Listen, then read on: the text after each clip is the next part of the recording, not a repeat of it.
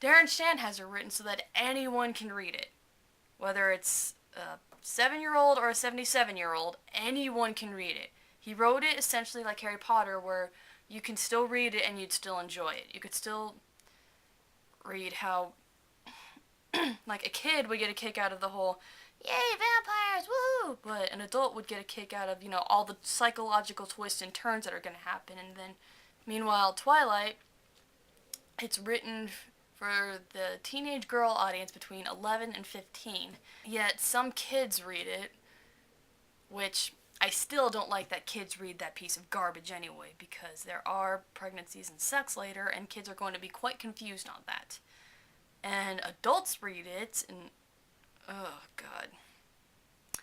Let me just bring up a true story about, let me just show you, I was going to do this later, but really I can't contain it. Look. I have a friend named Sam. He has brown eyes and he wears green contacts over them. Not for any particular reason, I think, just because he needs to see. He was walking around Red Rock, which is a hotel here, and on 3 separate occasions, 3 girls walked up to him and asked if he was a vampire.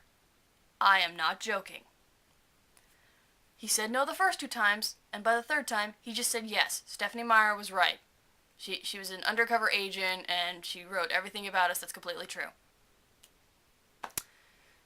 If that doesn't win you over, I don't know what will. Here, let me just move on to the next one. Okay.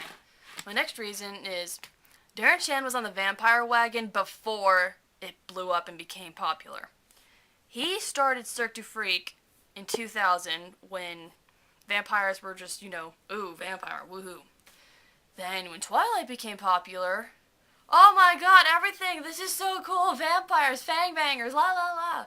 And then the movie had to come out, at the same time, so people think that he was just jumping on the bandwagon. No!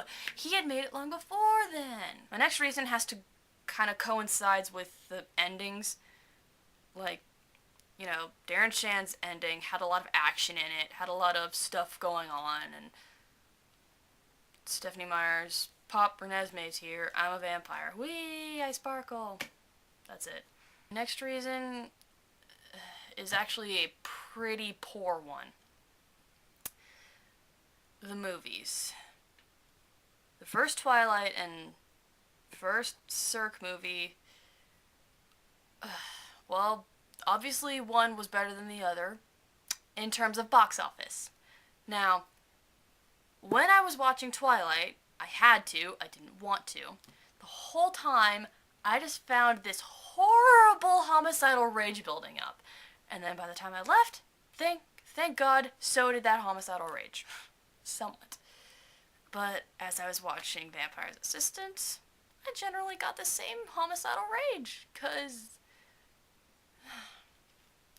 the Twilight movie at least stuck to the book. Meanwhile, the Cirque movie really didn't.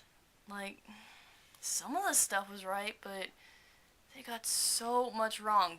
But Mr. Shan said that when he signed over the movie rights, or whatever it is they do, he said that it wasn't going to be just like his books. He said that it was just going to be based off of that. That there's going to be people with the exact same names and everything, but it would not be like his book. So that's why the movie was still at least kind of decent. In all honesty, it was kind of funny, but yeah.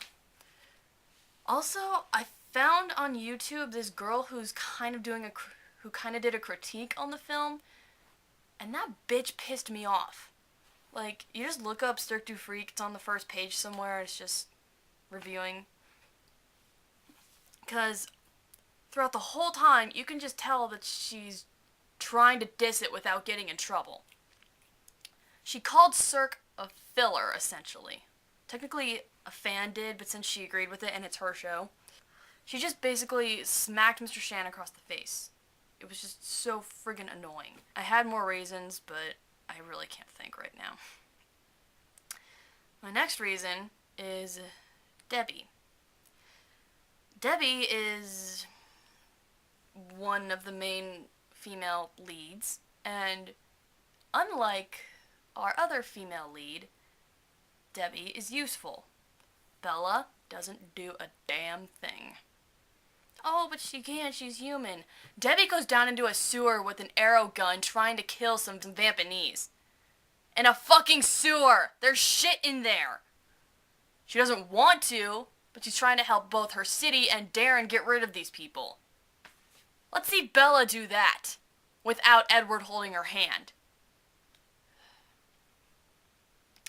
My next is the cover art, which again, I said this before, but the cover art to Twilight has nothing to do with anything. It's red, let's put it on there.